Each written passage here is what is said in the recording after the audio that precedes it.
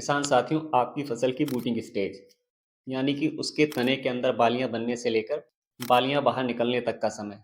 दोस्तों, यही समय तय करता है कि आपको इस साल क्या पैदावार मिलेगी। आपकी फसल की पैदावार इस साल बढ़ेगी या फिर पैदावार घटेगी। दोस्तों, सब ये इन्हीं 15 दिनों पर जो है निर्भर करता है। अगर आपने इन 15 दिनों में अपनी फसल को उचित मात्रा में और उचित पोषक तत्व अगर दिए तो आपकी फसल की जो पैदावार है वो बढ़ जाएगी। और अगर आपने उचित मात्रा में पोषक तत्व नहीं दिए तो दोस्तों आपकी फसल की जो पैदावार है वो घटने वाली है। और कुछ किसान भाइयों के साथ ये प्रॉब्लम होती है कि वो इस स्टेज में यानी कि बालियां बनने के समय या उससे 4-5 दिन पहले, 10 दिन पहले अपनी फसल के अंदर नाइट्रोजन, फॉस्फोरस, पोटास, सल्फर, इन सभी पोषक तत्वों का जो है इस्तेमाल करते हैं, लेकिन उनको वो पैदावार नहीं मिलती जिस पैदावार की वो उम्मीद लगाते हैं, यानी कि उनकी उम्मीदों से पैदावार कम होती है।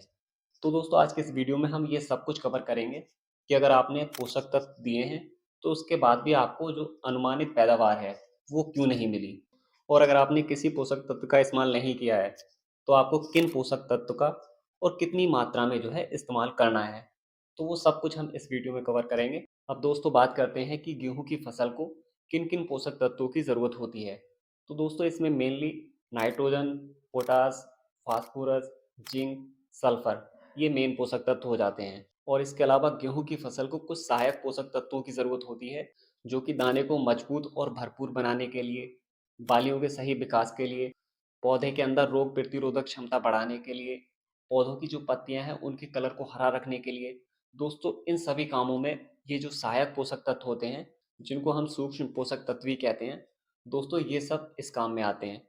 तो जितनी मेन पोषक तत्वों की फसल को ज़रूरत होती है उतनी इन माइक्रोन्यूट्रिएंट की भी ज़रूरत होती है। तो हमें मेन पोषक तत्वों के साथ साथ जो है इनका भी इस्तेमाल करना है ताकि हम अपनी गेहूं की फसल से अच्छी पैदावार ले सकें। दोस्तों, अब बात करते हैं कि इन माइक्रोन्यूट्रिएंट या फिर जो मेन पोषक तत्व हैं उनका इस्तेमाल इस समय में किस तरीके से करें ताकि हमारी फसल को ज़्यादा से ज़्यादा लाभ हो। अब दोस्तों, बात करते हैं सबसे पहले उन किसान भाइयों की जिन्होंने बालियां बनते समय या बनने से पहले 4 दिन पहले, 6 दिन पहले या 10 दिन पहले किसी भी फर्टिलाइज़र, किसी भी खाद का इस्तेमाल नहीं किया है, तो वो किस चीज़ का इस्तेमाल करें। तो दोस्तों, उनके लिए मैंने ये चार्ट दिखा दिया है, स्क्रीन पर आपको दिख रहा होगा। इसमें आपको 1 एकड़ खेत के अंदर आधा लीटर से लेकर 1 लीटर तक नैनो यूरिया और ऑल इन वन माइक्रोन्यूट्रिएंट जिसके अंदर जिंक भी मौजूद हो ठीक ठाक मात्रा में। उसके अलावा आपको सल्फर 200 से लेकर 300 ग्राम के बीच में। दोस्तों, इस सब का जो है अपने खेत में छिड़काव कराना है ताकि हमारी जो फसल है, जो पौधा है, इन पोषक तत्वों को जल्द से जल्द जो है ग्रहण कर सके, जल्द से जल्द एब्जॉर्ब कर सके।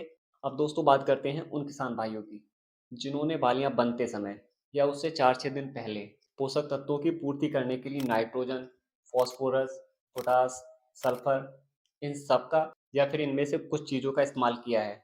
तो वो किस चीज़ का स्प्रे करें और कितनी मात्रा में करें। दोस्तों, मैंने ये चार्ट स्क्रीन पर दिखा दिया है। अगर आपने यूरिया, नाइट्रोजन बहुत ज़्यादा मात्रा में डाली है तो आप जो है एक ऑल इन वन माइक्रोन्यूट्रिएंट या फिर अगर आप चाहें तो जिंक ना हो उसका भी इस्तेमाल कर सकते हैं। और सल्फ़र, अगर आपने सल्फ़र का इस्तेमाल नहीं किया है 4 दिन पहले, 10 दिन पहले, 15 दिन पहले, तो सल्फ़र 200 से 300 ग्राम इसका अपने खेतों में जो है छिड़काव करा दें। या इसके अलावा दोस्तों, आपने नाइट्रोजन कम मात्रा में डाली है या फिर नाइट्रोजन यानी कि यूरिया का आपने जो प्रयोग किया है, जो उपयोग किया है, उसको 15 दिन, 20 दिन का जो है समय गुजर गया है, तो आप नैनो यूरिया और फिर आपका जो माइक्रोन्यूट्रिएंट है ये और सल्फ़र, इनका जो है आप इस्तेमाल करें अपनी फसल में। दोस्तों, आपको काफ़ी अच्छा जो है रिजल्ट देखने को मिलेगा।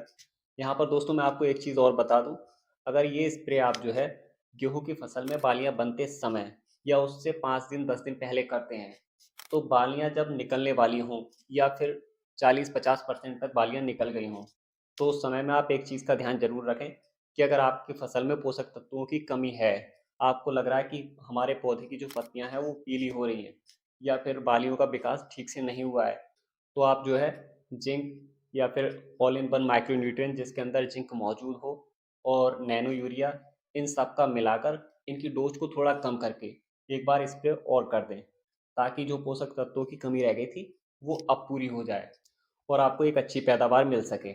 इसके अलावा दोस्तों, मैंने आपको यहाँ पर कुछ माइक्रोन्यूट्रिएंट दिखा दिए हैं, स्क्रीन पर आपको दिख रहे होंगे। आपके यहाँ पर इनमें से जो भी उपलब्ध हों या आपने पहले इस्तेमाल कर रखे हों या आपके किसी पड़ोसी किसान ने इस्तेमाल कर रखे हों, आपके लिए ट्रस्टेड हों, तो उनमें से जो आपको इनमें से पसंद हो, उसको खरीद लें और नैनो यूरिया और सल्फर के साथ मिलाकर इसका इस्तेमाल कर लें। दोस्तों आपको काफ़ी बेहतर रिजल्ट इसका मिलेगा। दोस्तों मिलते हैं नेक्स्ट वीडियो में। धन्यवाद।